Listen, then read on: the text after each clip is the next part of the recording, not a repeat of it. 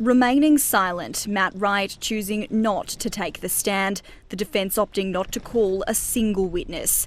And so today the prosecution began their closing address, a final bid to convince 12 jurors Mr Wright attempted to obstruct an investigation into a 2022 helicopter crash, which claimed the life of a young father of two, left a pilot unable to walk and a tight-knit group of friends torn. Jason Galacci SC telling the jury they probably thought they had an unbreakable bond, but that's been fractured and split apart.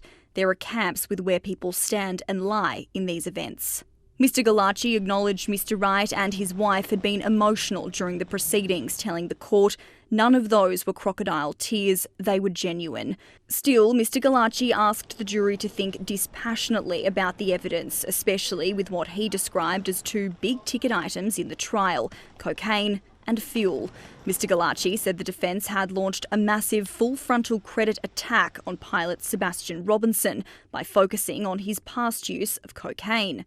People use drugs. It's illegal, but it happens. You don't throw out all of Seb Robinson's evidence because he occasionally used cocaine.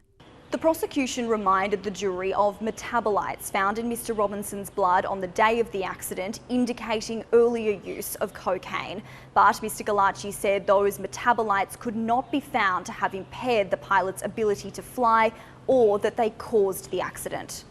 Mr Galacci said he chose his words deliberately in describing Mr Robinson giving evidence, telling the jury he stood up, he weathered the cross-examination, but he was still upright and he was still on his feet at the end of it.